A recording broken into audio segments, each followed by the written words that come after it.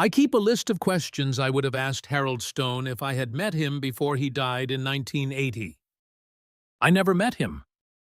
I've been adding to the list since 2019, when I interviewed his daughter in a care home in Louisville. She was 84. She brought a cardboard box containing 12 of her father's diaries, 3 franchise agreements, and a photograph of him standing beside a 1949 Ford with Kentucky plates. The car is important. I'll come back to it. This is a story about what a man does when he is 62 years old and the highway takes everything. My name is Ray Okafor. I'm a financial journalist. I've interviewed 300 founders in 30 years. Harold Stone is the only one who started at 62 with 105 pounds and a pressure cooker. Here is what happened. On May 17, 1952, the United States government completed a 23-mile section of Interstate 25 that bypassed the town of Corbin, Kentucky. Prior to completion, Route 31 carried all north-south traffic through Corbin. Harold Stone had operated a roadside restaurant on Route 31 since 1921. 31 years. The restaurant served breakfast, lunch, and dinner. It had 42 seats. It specialized in pressure-cooked fried chicken, prepared using a proprietary spice blend and cooking method that Stone had developed in 1939. The chicken was remarkable. People drove 40 miles out of their way to eat it. In the 6 months following the completion of Interstate 25, traffic past Stone's restaurant fell by 94%. Monthly revenue in April 1952 was £8,400. By October 1952, it was £340. The restaurant closed on November 12, 1952. Harold Stone was 62 years old. His Social Security payment was £105 per month. He owned one material asset, a pressure cooker, 12 containers of spice blend, and the knowledge of how to use them to produce fried chicken that people had previously driven 40 miles to eat. On January 8, 1953, Harold Stone loaded the pressure cooker, the spice blend, and a suitcase of clothing into a 1949 Ford. He began driving to restaurants across Kentucky, Tennessee, and Ohio. His proposal was identical at each location. He would cook his chicken in their kitchen using their ingredients and his method. He would train their staff. If they agreed to add it to their menu, he would take a royalty of 4 cents per piece sold. 4 cents. He slept in the Ford. It was his transportation and his bedroom. Between January 1953 and March 1955, Harold Stone received 1,009 rejections. I have tried to imagine this.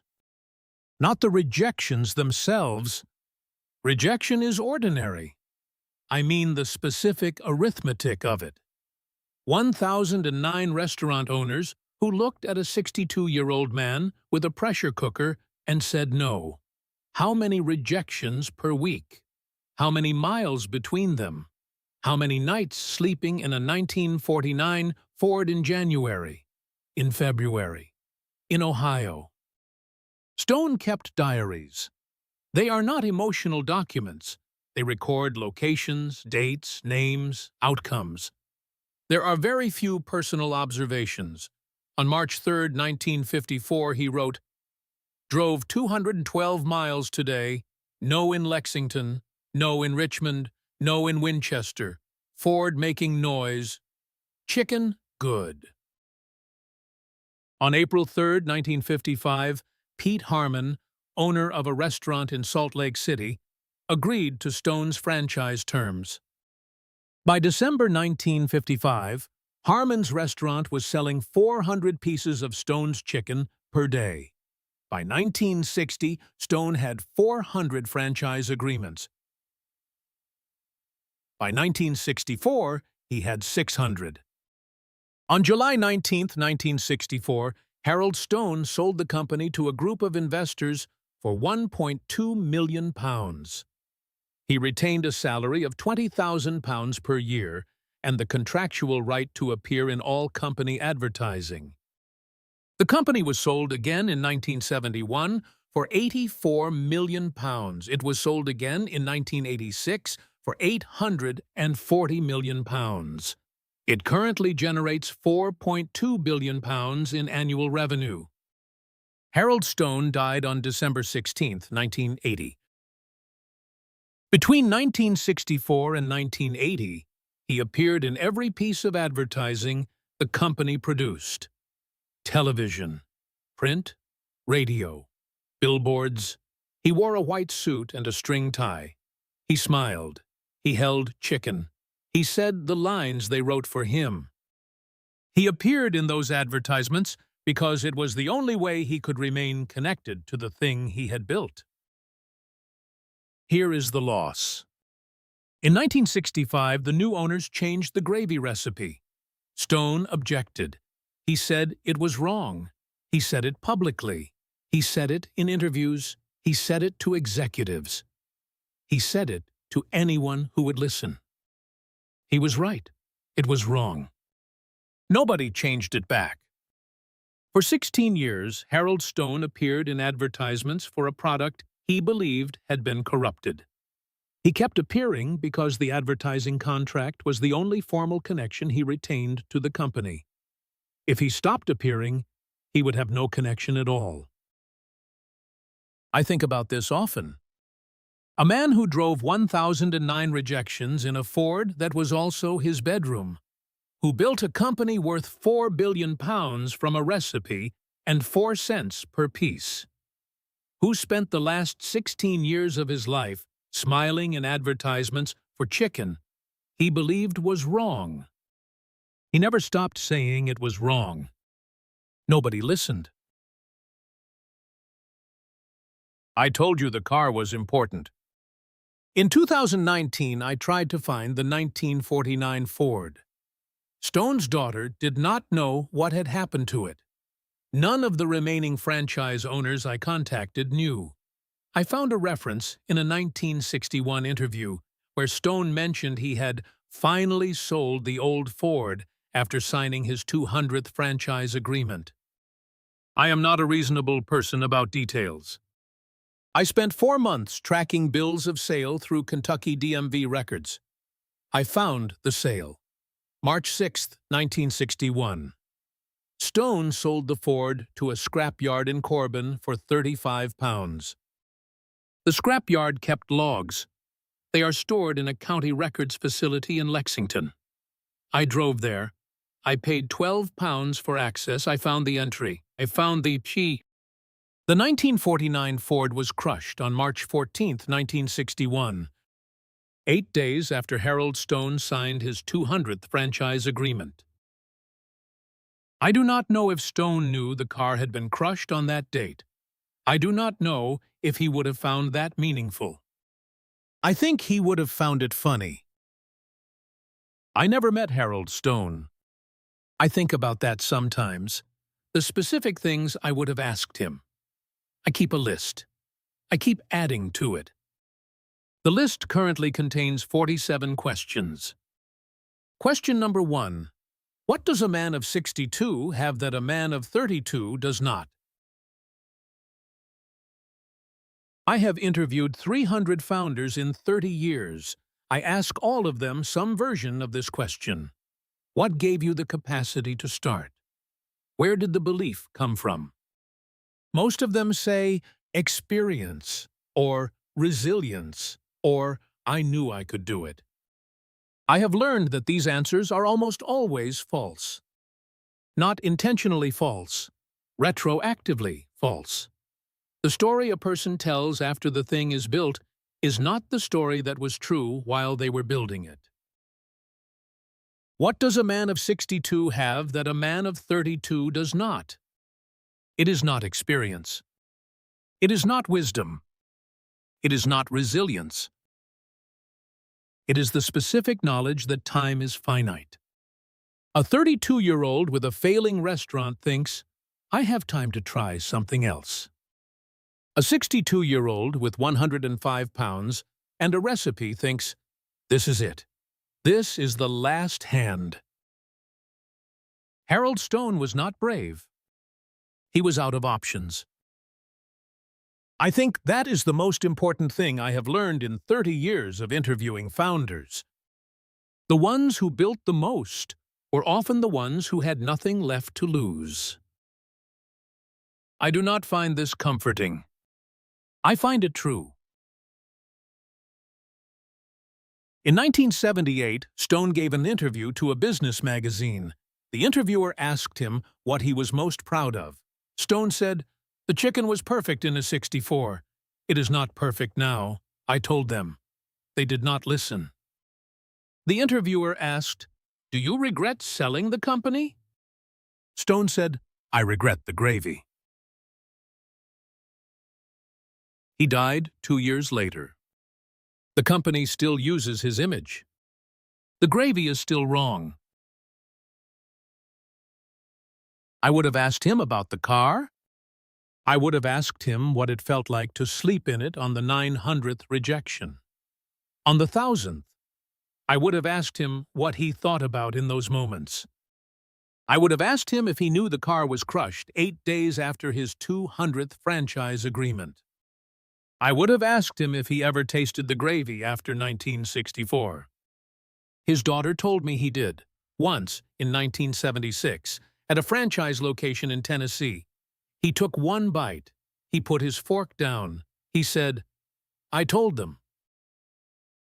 Question 47 on my list, the one I added most recently, is this. Did you know, when you were 62 and sleeping in the Ford, that you were building something worth £4 billion? Or did you just know you were out of time? I think I know the answer. I think the answer is the second one. I think that is why it worked. I am 58 years old. I have been a financial journalist for 30 years. I have never built anything. I keep adding to the list. Question 48 is about the first franchise agreement. The one Stone signed in 1952 in the back office of a restaurant in Salt Lake City with a man named Pete Harmon. The gravy was perfect then. Stone had spent 6 months teaching Harmon the system, the pressure cooker method, the 11 herbs and spices, the exact temperature, the exact time. He checked it himself. Every batch, for 6 months. Harmon's restaurant made more in the first month than it had made in the previous year. Stone took 4 cents on every chicken sold. By 1955, there were 9 franchises. By 1960, there were 200. By 1963, there were 600. The gravy was still perfect. The board meeting was on March 11, 1964. I have the minutes. Someone, the minutes don't record who, said, "Colonel, the gravy takes 17 minutes. We need it down to 8. Stone said, "Then you don't serve it until it's ready." The someone said, "We lose money on every minute past 8. Stone said, "You'll lose more when people stop coming back." There was a vote. Stone lost. His diary entry from that night is 3 words. They did not listen. Question 49. What did you do on the night of September 23, 1952? I know what Stone did. I have his diary. He drove 400 miles to check on the 3rd franchise location. He arrived at 11 p.m. He went into the kitchen. He tasted the gravy. It was wrong. The franchisee had changed the recipe. Tried to save money on the chicken stock. Stone fired him on the spot. Not legally. They worked it out later. But in that moment, Stone told him, "You're done. Get out of my kitchen." The franchisee, a man named Donald Sullivan, told this story to a reporter in 1971. He said, "Colonel Stone grabbed the pot and poured the whole batch down the sink. 10 gallons. He made me stand there and watch. Then he made a new batch himself. Took him an hour. He made me taste it. I could barely tell the difference. He said, "That's why it's my name on the sign." Sullivan said, "He was right, though. I tasted the difference the next day. So did the customers." Question 50 is about the sale. In 1964, Stone sold the company for $2 million. His lawyer told him it was worth $8 million, minimum. Stone signed anyway. His daughter told me why. She was there. She was 26. She watched him sign. She said he was tired. She said he'd been fighting them for 3 years, every meeting, every decision. They wanted to change everything. The breading, the oil, the gravy. He fought them on everything. He won some, he lost some, but he was 74, and he was tired. She said, he told me, they'll ruin it, but at least I won't have to watch. But he did watch. For 14 more years. The company went public in 1966. Stone kept 1% of the stock. He watched it grow to £4 billion. He did not spend the money. His daughter told me he lived in the same house, drove the same car, well, a newer version, wore the same white suit. People thought it was an act, the Colonel character, but that was just him. She said, he'd go to franchise locations, not for appearances. He'd just go, order the chicken, taste it. Sometimes he'd go back to the kitchen and show them how to do it right. Most of them didn't know who he was anymore. Some of them thought he was crazy. She said, once, in 1978, a manager called the police, said there was an old man in the kitchen yelling about gravy. By the time they got there, Dad had already left. Question 51. When did you know you were out of time? Stone was 62 when he slept in the Ford. He had failed at everything before that. He ran a ferry boat. Failed. He sold insurance. Failed. He sold tires. Failed. He ran a service station. Failed. He ran a restaurant. It burned down. He ran another restaurant. The highway got rerouted. He was broke. He was 62 years old and he had $407. And he had a recipe for fried chicken. His diary from that period, August 1952, has an entry I keep coming back to. August 19th. He writes, slept in the car again. Back hurts. Smith said no today. That makes 43. The chicken is perfect. They are fools. August 27th. Phone bill due. Cannot pay. Car needs oil. Drove to Henderson's restaurant. Cooked chicken in his kitchen. He tasted it. He said it was good. He said no anyway. 51. September 3rd. Birthday today, 63. Claudia sent a card. Did not call. Cannot blame her. Made chicken at the boarding house. Mrs. Patterson said I could use her kitchen. She said it was the best chicken she ever had. I asked her if she wanted to buy a franchise. She laughed. There's a gap then. No entries for 2 weeks. Then September 18th. Harmon called. He wants to do it. First one. I am shaking as I write this. I interviewed Pete Harmon's son in 2019. His father died in 2014. But the son remembered Stone. He said, Colonel Stone came to our restaurant every month for the first 5 years, just to check. He'd show up unannounced, go straight to the kitchen, taste everything. If something was wrong, he'd fix it. He'd stay as long as it took. He said, my father told me Stone slept in his car for the first year, even after the franchise started making money. Dad offered to pay for a hotel. Stone said no. He said he didn't want to get comfortable yet. He said, Dad asked him once, "When will you get comfortable?" Stone said, "When I have 100, then I'll know it's real." Question 52. Did you ever get comfortable? I don't think he did. His daughter told me he had nightmares, right up until the end. She said, he'd dream he was back in the car. He'd wake up confused. He'd look around and not know where he was. He'd say, "Did Harmon say yes yet?" I'd have to remind him. Tell him it already happened. Tell him there were thousands of restaurants now. She said, he'd calm down, but he never looked relieved. He'd just nod and say, "Then they're making the gravy wrong in thousands of places." The answer to my question, the one I keep returning to, is this. A man of 62 has something a man of 32 does not. He has the knowledge that time is not infinite. That is the thing that makes it work. Not optimism, not energy, not fearlessness. Terror. Pure, simple terror. Stone knew he was out of time. That's why he slept in the car. That's why he drove 800 miles in a day to check a batch of gravy. That's why he didn't get comfortable.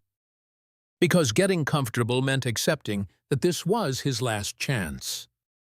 And if he accepted that, he might realize it was already too late. I am 58 years old. I have 4 years. Maybe 5. I keep adding to the list. But I know now why I keep adding to it. As long as the list grows, I don't have to answer the questions. I don't have to sleep in the car. I don't have to find out if I'm too late. Last week, I tasted the chicken at a franchise location in Manchester.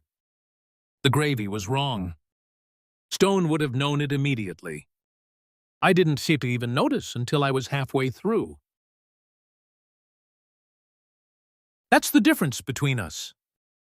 That's the difference between a man who builds something and a man who interviews the daughter of a man who built something. I am 58 years old. Question 53 is this. What are you going to do about it? I don't have an answer yet. But I'm out of time to keep asking.